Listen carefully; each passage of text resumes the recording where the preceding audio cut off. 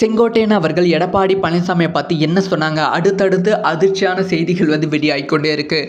அதாவது செங்கோட்டையன் அவர்கள் செப்டம்பர் 5ஆம் தேதி நேற்று ப்ரெஸ் மீட்டில் எடப்பாடி பழனிசாமி அவர்களுக்கு ஒரு பெரிய எச்சரிக்கை கொடுத்துருக்காங்க. 10 நாட்கள் எச்சரிக்கை கொடுத்துருக்காங்க. அதாவது அதிமுக வெற்றி பெற வேண்டும் என்றால் அதிமுகவில் இருந்த பிரிந்த தலைவர்கள், முக்கியமாக அதிமுகவில் இருந்து நீக்கப்பட்ட தலைவர்கள் அனைவரும் ஒன்றாக இணைய வேண்டும். சசிகலா, ஓ பன்னீர்செல்வம் இவங்க எல்லாருமே ஒன்றாக இணைய வேண்டும். எடப்பாடி பழனிசாமி அவர்கள் இந்த ஒரு விஷயத்தை செயல்படுத்த வேண்டும் அப்படிங்கிற விஷயத்தை சொல்லியிருக்காங்க.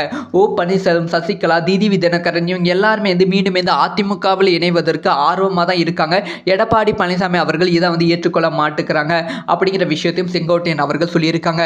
10 நாட்கள் நான் எடப்பாடி பழனிசாமி அவர்களுக்கு டைம் கொடுக்குறேன். அப்படி 10 நாட்கள் இதுக்கான நடவடிக்கையை எடப்பாடி பழனிசாமி அவர்கள் எடுக்கவில்லை என்றால் நான் 2026 சட்டமன்ற தேர்தலுக்காக நீங்கள் பிரச்சாரம் பண்ணுவீங்க பார்த்தீங்களா, அந்த பிரச்சாரத்தில் நான் கலந்து கொள்ள மாட்டேன் அப்படிங்கிற விஷயத்தையும் சொல்லியிருக்காங்க. அது மட்டும் இல்லாமல் இன்னொரு விஷயத்தையும் செங்கோட்டையன் சொல்லியிருக்காங்க.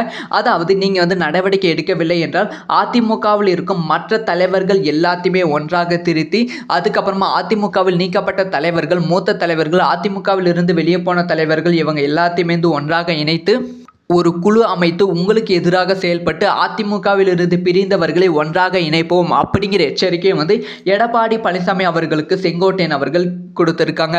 ஸோ இதனால் செங்கோட்டையன் அவர்கள் எடப்பாடி அவர்கள் சொல்வதை கேட்காததால் அதிமுகவிலிருந்து வெளியே போவதற்கான வாய்ப்புகள் ரொம்ப ரொம்ப அதிகமாக இருக்குது. முக்கியமாக எடப்பாடி பழனிசாமி அவர்கள் செங்கோட்டையன் அவர்களோட இந்த ஒரு விஷயத்துக்காக என்ன நடவடிக்கை எடுக்க போகிறாங்க அப்படிங்கிற விஷயத்தை வெயிட் பண்ணி தான் பார்க்கணும். ஸோ செங்கோட்டையன் அவர்கள் அதிமுகவிலிருந்து வெளியே போய்விட்டால் அது அதிமுகவுக்கு மிகப்பெரிய பலவீனமாக அமைந்துவிடும். ஸோ இந்த ஒரு விஷயத்தை பற்றி உங்களோட ஒப்பீனியன் என்ன அப்படிங்கிற விஷயத்தை கமெண்ட்டில் லீவ் பண்ணுங்கள். இந்த மாதிரி அரசியல் சம்மந்தமாக எல்லா நியூஸும் தெரிஞ்சுக்கணும். சப்ஸ்கிரைப் பண்ணி